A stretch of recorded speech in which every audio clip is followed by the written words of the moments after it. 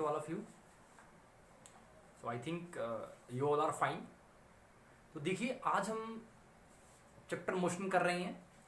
तो मोशन में हमने अब तक linear motion and circular motion कर लिया है. तो इससे हमें ये पता लगता है कि लीनियर मोशन में जो क्वांटिटीज़ हैं वो किस तरह से यूज़ करनी है और सर्कुलर मोशन में जो क्वांटिटी हैं वो किस तरह से हमें यूज़ करनी है. तो दोनों का एक अपना अपना एक अलग प्रोस्पेक्टिव है. तो उन्हीं को मद्देनजर रखते हुए हम स्टार्ट करते हैं अपना चैप्टर मोशन. तो हमने बीच में ग्राफिकल क्वेश्चन किए थे, वो मैंने इसलिए कराए ताकि आपको थोड़ा लीनियर मोशन का भी ध्यान रहे. ऐसा ना हो कि सर्कुलर मोशन चल रहा है, लीनियर मोशन बिल्कुल ही साफ हो जाए. ठीक है. So to make you people get revised through the linear motion. So now today we are doing some numericals of circular motion. Let us start. So question is, if mass, speed and radius of rotation of a body moving in a circular path are all increased by 50%. तो क्या बोल रहा है? mass, speed and radius. It means mass, speed and radius. देखिए क्या बोल रहा है.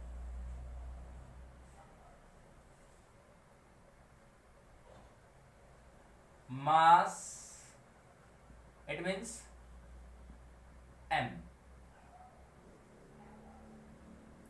Speed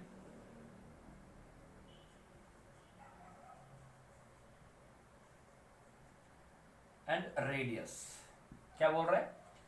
If mass, speed and radius of rotation of a body moving in a circular path all are increased by 50%. How much? Means अगर m को 50 में बढ़ा दूं, देखो see, suppose m is 100%. It means 100 into m by 100. तो m का 100 क्या होगा? m होगा. तो अगर 50% होगा तो क्या क्या होगा? 50 into m by 100 that is m by 2. तो किसी भी चीज का 100% वही चीज खुद होती है. जैसे मान लो अगर मेरे पास 10 रुपए हैं तो 10 का 100% क्या होगा? 10 रुपए ही होगा. 10 का 50% कितना होगा? 5 होगा. तो उसने क्या बोला कि mass, speed and radius all are increased by 50%. It means increased by. तो मान लीजिए पहले मास m था, इनिशियली ये है, इनिशियली मास ये है. ठीक है. और नया मास क्या बनेगा after increasing?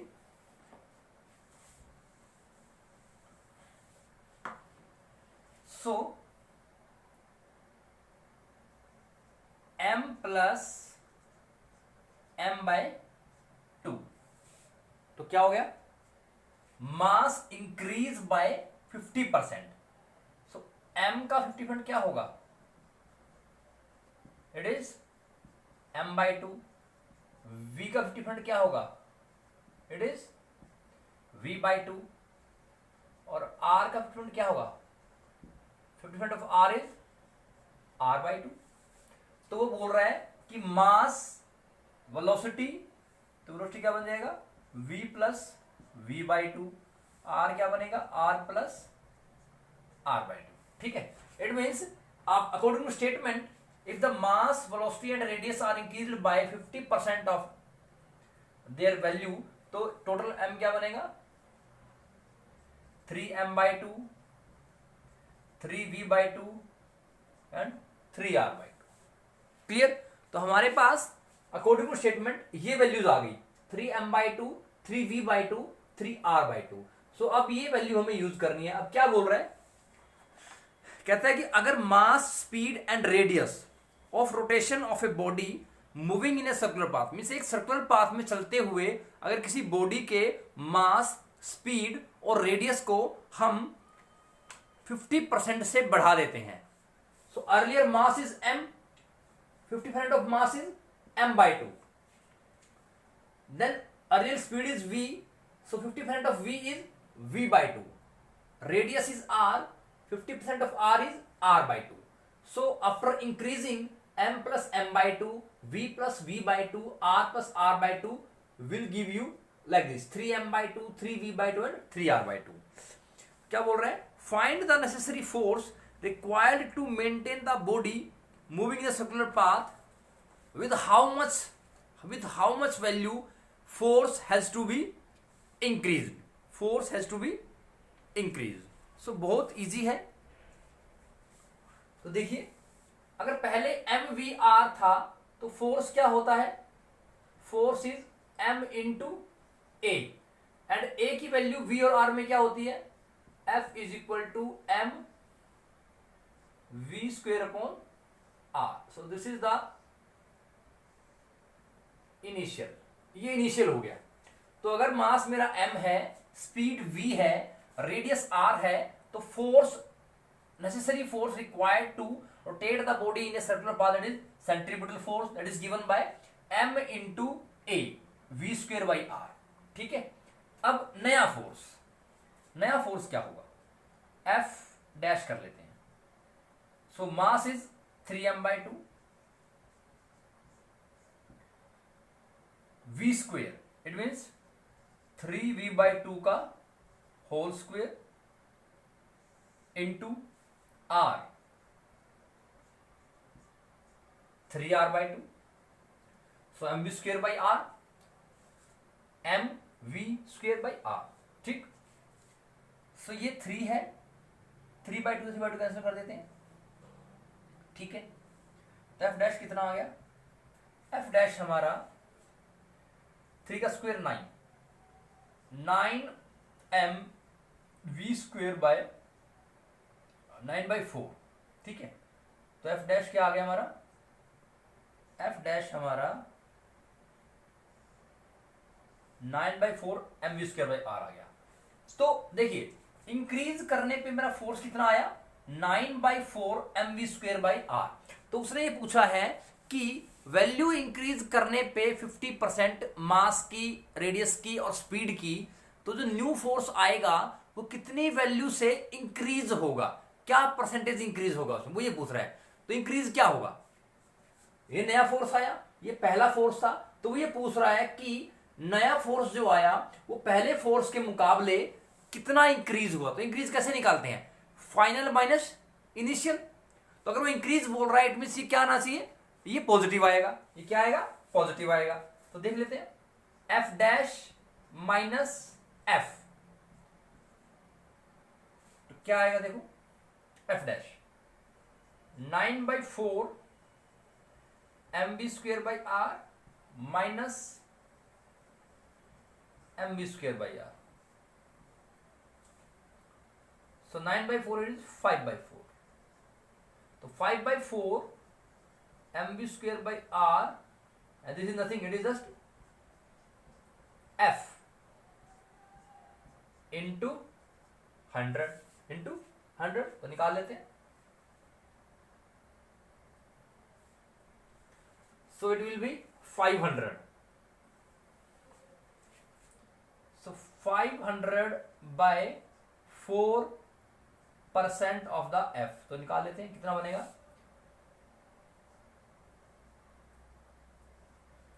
125% of the force. It means अगर मैं मास को 50% इंक्रीज कर रहा हूं, रेडियस को भी 50% इंक्रीज कर रहा हूं, एंड स्पीड को भी 50% इंक्रीज कर रहा हूं, तो जो मुझे नया फोर्स मिला वो कितना मिला? 9/4 mv स्क्वेयर बाई r. पहला फोर्स कितना था? mv स्क्वेयर बाई r, और नया फोर्स क्या है? 9/4 mv स्क्वेयर बाई r. तो इट मीन्स वो पूछ रहा है कि अगर मैं मास को, स्पीड को और रेडियस को 50% वैल्यू से बढ़ा रहा हूं, तो ऐसा करने पे जो मेरा फोर्स है, जो रिक्वायर्ड फोर्स है, वो किस परसेंटेज अमाउंट से बढ़ता है. तो क्या किया? बढ़ता मतलब क्या हुआ?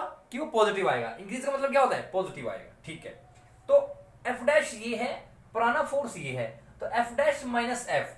तो अगर इसमें से ये घटाएंगे तो मुझे क्या मिलेगा? एक वैल्यू मिलेगी. अगर वो वैल्यू पॉजिटिव आई तो इट मीन्स वो इंक्रीज है. अगर मैं इसमें से ये घटाता हूं और अगर वो वैल्यू नेगेटिव आई तो क्या होगा? डिक्रीज होगा. लेकिन क्वेश्चन में मेंशन किया हुआ है what should be the percentage increase in force required. That means जब इसको मैं इसमें से इसमें घटाऊंगा इसको तो मुझे पॉजिटिव फोर्स मिलेगा, तो means F dash minus F. तो एफ मेरा क्या था, ओरिजिनल फोर्स था जब मेरा मास था, स्पीड था और रेडियस था। एफ डैश क्या है, जो मेरा इंक्रीज करने के बाद आया, और ये आ गया डिफरेंस। तो डिफरेंस कितना आया, 5/4 mv²/r। सो मुझे निकालना है percentage, and what is this, it is just F. तो ये एफ आ गया इंटू 100, परसेंटेज के लिए 100 कर दिया, तो क्या आ गया, when you divide it you will get 125% of the force is increase. Means जो फोर्स है वो गिवन फोर्स से 125% की अमाउंट से इंक्रीज हो रहा है। ठीक है, अगर मैं मास को और स्पीड को और रेडियस को, जो बॉडी सर्कुलर पाथ में मूव कर रही है, उसको अगर मैं 50% वैल्यू से बढ़ा रहा हूं, then the value of the force will get increased by 125%। Clear है? तो I think this question is totally clear to you. Come on the next question.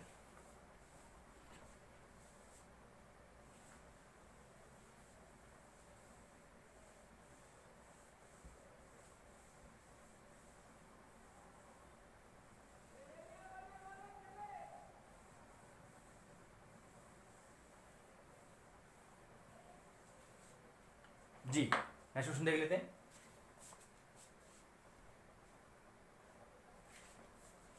Next question, a motorcycle driver doubles its velocity when he is having a turn.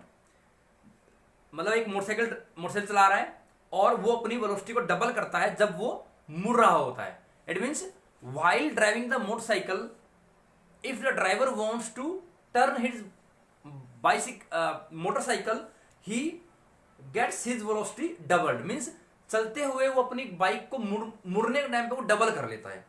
The force exerted outwardly will be. तो simple है, देखिए जब भी कोई, पहले सबसे बड़ी बात ये है, यहां पर देखो,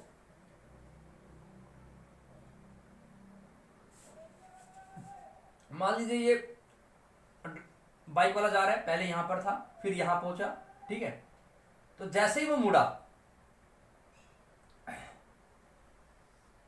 इट मीन्स वो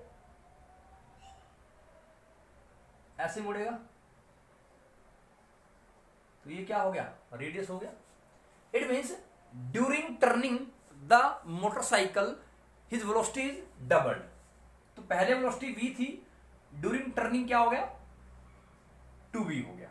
ठीक है, तो वो क्या बोल रहा है कि द फोर्स एक्सर्टेड आउटवर्डली। देखिए दो तरह के फोर्स होते हैं, हमने आपको बताए थे।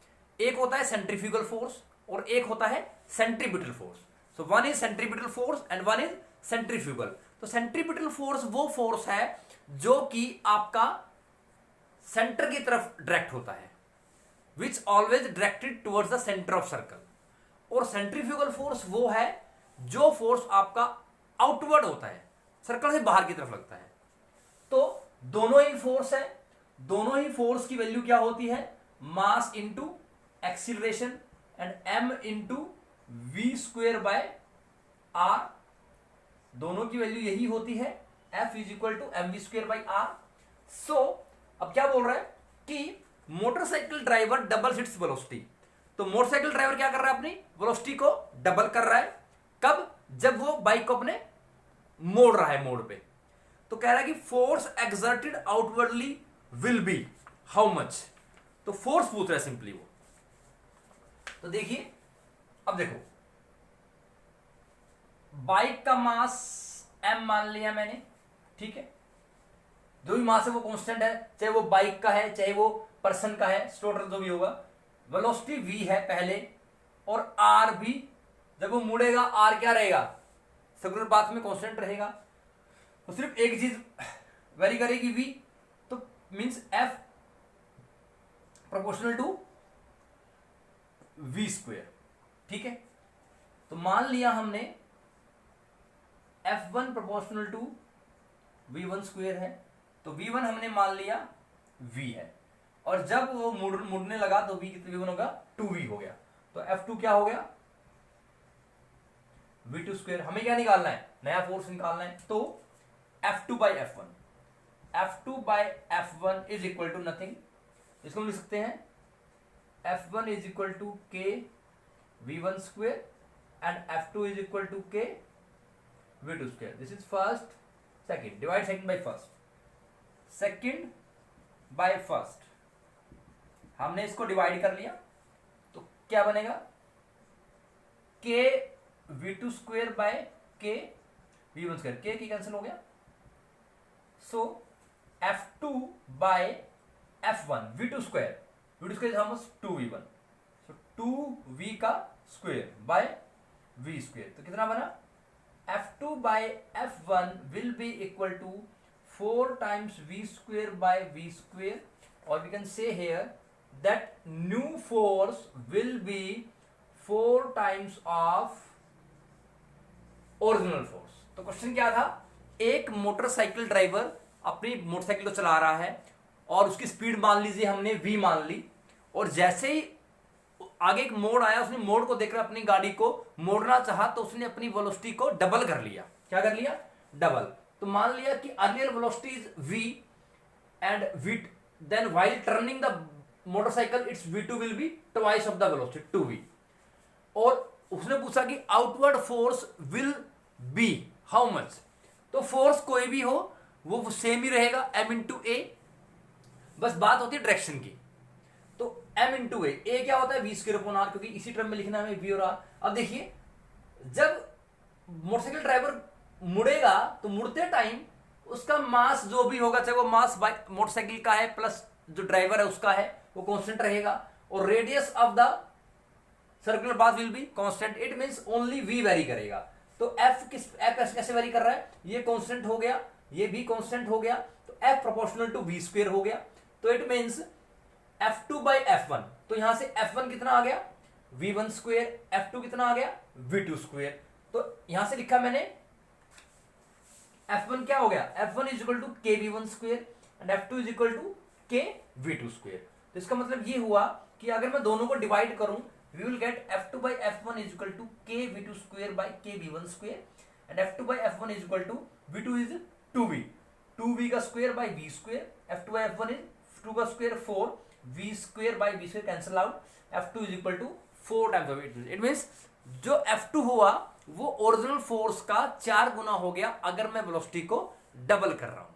वैसे पता लग रहा है कि देखिए ये रिलेशन मेरा है, अगर वेलोसिटी डबल होगी तो फोर्स क्या होगा, 4 गुना हो जाएगा, 4 गुना। अगर 3 गुना होता तो 9 गुना हो जाता, तो कितना होता, 9 गुना। ठीक है, तो क्लियर है क्वेश्चन। अगला क्वेश्चन देख लेते हैं, नेक्स्ट क्वेश्चन।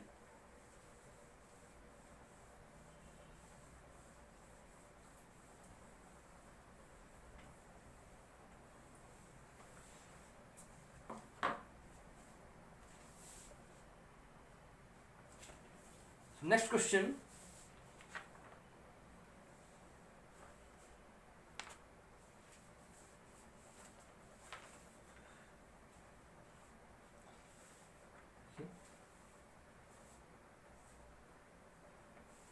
नेक्स्ट क्वेश्चन में क्या बोल रहे हैं, if mass and speed of a body moving in a circular path are increased by 2% keeping radius constant। तो क्या बोल रहा है कि mass that is m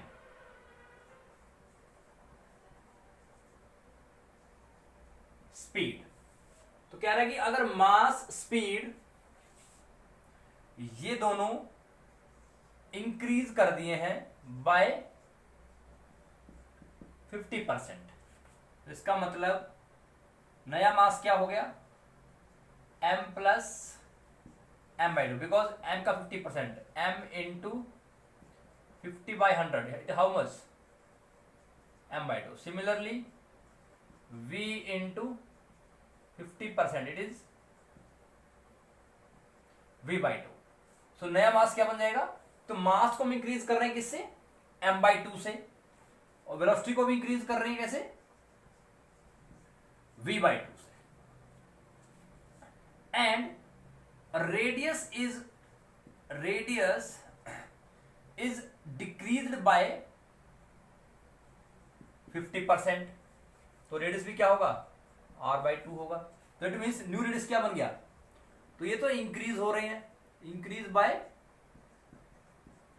50%, increase by 50%, and this is decrease by, तो क्या बनेगा, r माइनस r/2। तो ये कितना बन गया, 3m/2, 3v/2, r/2। तो इस केस में 3m/2, 3v/2, r/2। तो ओरिजिनली फोर्स क्या है, आपको फोर्स निकालना है। You have to find the necessary force required to move the body in the circular path by how much value it is increased और डिक्रीज्ड। ठीक है, तो F क्या होगा, mv²/r। ये आपका फर्स्ट इक्वेशन है। नया फोर्स F', m कितना है, 3m/2, v इज 3v/2 का square, and this is r/2. So mv²/r. So F', पहले F' निकाल लेते हैं। F' क्या होगा, 2 से 2 कैंसिल हो गया। ठीक है, ये 3 है तो it is 9, so 9 3 27 v²/4 r, और m भी आएगा, सॉरी।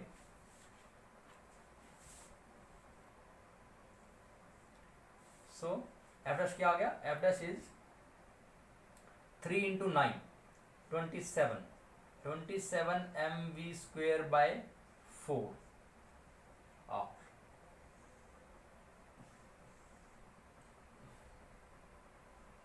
ठीक है, तो F' क्या आ गया, ये आ गया। तो F' minus F, 27/4 minus 1 into mv²/r। तो कितना बन गया ये, तो मैं इसको यहां पे लिख रहा हूं। तो F' minus F will be equal to how much, it is 23/4 mv²/r, और हमें निकालना है परसेंटेज। तो F' माइनस F इंटू 100, तो 23/4 इंटू 100, दिस इज F। तो इसको निकाल लीजिए, कितना बनेगा, 2300/4। इट मीन्स 4 से भाग दिया हमने, कितना बन गया, 4 5 is 20, so it is 20, then 30 आ गया, 4 7 is 28, then 4 5 is, so 575% increase in F। कितना हो गया, 575% इंक्रीज हुआ आपका ये न्यू फोर्स। कितना हुआ, 575% इंक्रीज हुआ। जैसे पहले वाले हमने चेक किया था, जब हम मास को स्पीड को और रेडियस को इंक्रीज कर रहे हैं 50% से सभी को, तब मेरे वैल्यू क्या आया था, it will be 125%। That is वो कितना था, वो मेरा था 5/4। तो 5/4 into 100, 500/4, it is 125%। So now it is 27/4 because 3 का स्क्वायर 9। सो मास हमारा स्टार्टिंग में m था, वेलोसिटी v थी, रेडियस r था। तो इंक्रीज होने के बाद m + m/2, v + v/2, but radius is decreasing by 50%, it is r/2। तो फॉर्मूला क्या है, पहला फोर्स क्या आ गया, mv²/r आ गया। नया फोर्स क्या आ गया मेरा, F', 3m/2, 3v/2 का square into r/2। So it means how much, 27/4 mv²/r। So F' minus F कितना आ जाएगा, 27/4 minus 1 into mv²/r। 27 - 4 is 23, 23/4 mv²/r is f into 100। कितना आ गया, 4 से भाग किया, 4 5 जा 20, 30 बचा, 4 7 जा 28, 0 बचा 20, मीन्स 4 5 जा 20, 575% is the increase in force. तो ये क्या हुआ, इतना परसेंट इंक्रीज फोर्स में हुआ। ठीक है, नेक्स्ट क्वेश्चन देख लेते हैं एक बार।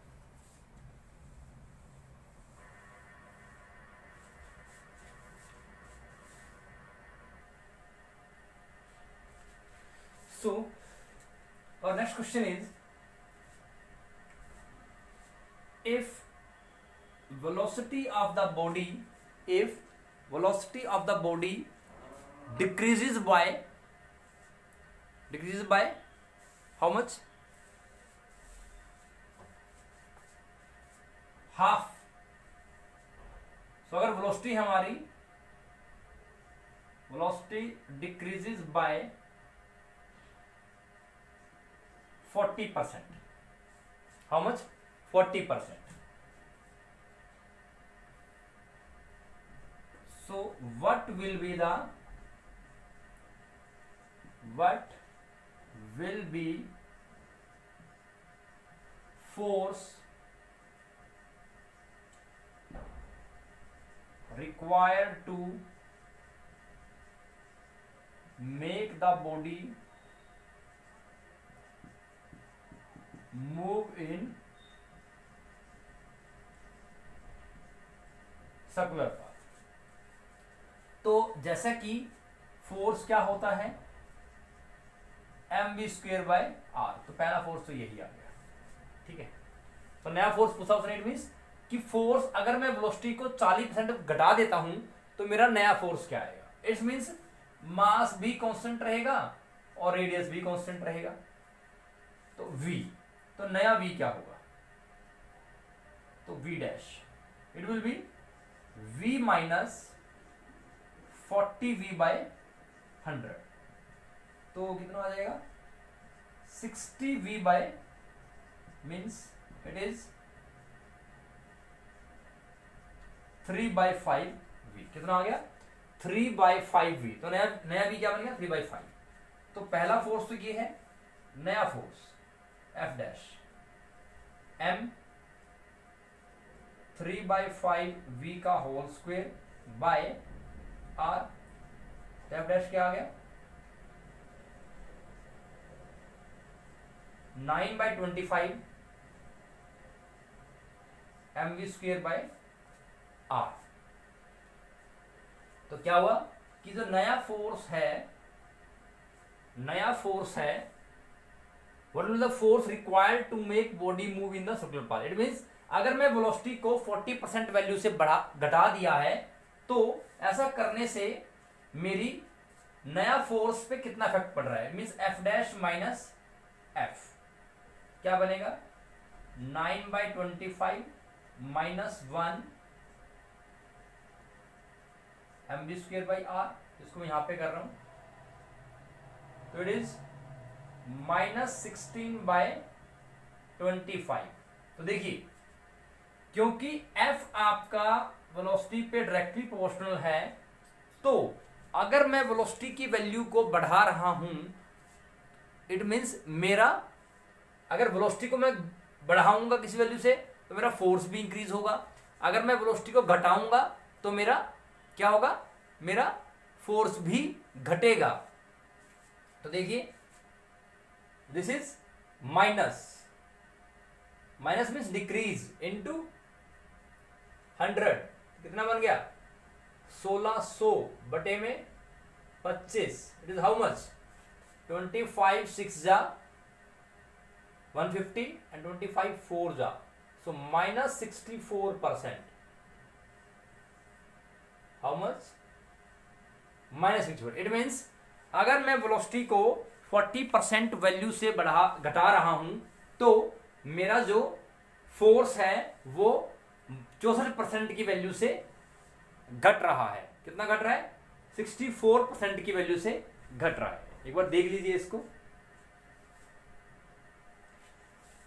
तो कितना हुआ, कि देखो इट मीन्स हमें क्या चेक करना है कि सबसे पहले इन क्वेश्चंस में, देखो अभी तो हमारा स्टार्टिंग है तो इसलिए मैं हर चीज को लिख रहा हूं, लेकिन जैसे ही आप उससे गो थ्रू हो जाओगे तो whenever you are confident in solving numericals, what to do, सिर्फ रिलेशन निकालिए कि एफ वेलोसिटी के डायरेक्टली है या इनवर्सली है, ठीक है। जो जिस चीज का जिससे रिलेशन निकालना है वो चीजें इनवर्सली है या डायरेक्टली है, उस बिहाफ पे आप देख सकते हो। अगर मान लो कोई चीज डायरेक्टली प्रोपोर्शनल है तो इट मीन्स अगर उसकी वैल्यू को बढ़ाएंगे, इट मीन्स जो वैल्यूज पे डिपेंड कर रही है वो वैल्यू भी बढ़ेगी, ठीक है। लाइक हियर अगर वेलोसिटी, देखो एफ क्या है, F is directly proportional to velocity, तो मीन्स अगर मैं वेलोसिटी की वैल्यू को बढ़ाऊंगा तो एफ भी बढ़ेगा, और अगर मैं वेलोसिटी की वैल्यू घटाऊंगा एफ भी घटेगा। क्लियर है। तो इसमें क्या होगा कि अगर मैं इसकी वैल्यू घटाऊंगा, इट मीन्स अब देखिए अगर मैं वेलोसिटी को इंक्रीज करूंगा तो मेरा एफ भी इंक्रीज होगा, अगर मैं वेलोसिटी को डिक्रीज करूंगा तो मेरा एफ भी डिक्रीज करेगा।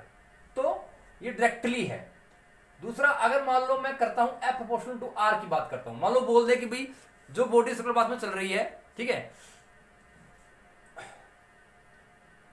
उसका रेडियस वेरी कर रहा है, मान लो वैसे पॉसिबल नहीं है सपोज, तो इट मीन्स अगर रेडियस मेरा इंक्रीज करेगा तो एफ डिक्रीज करेगा, अगर रेडियस डिक्रीज करेगा तो एफ क्या करेगा, इंक्रीज करेगा।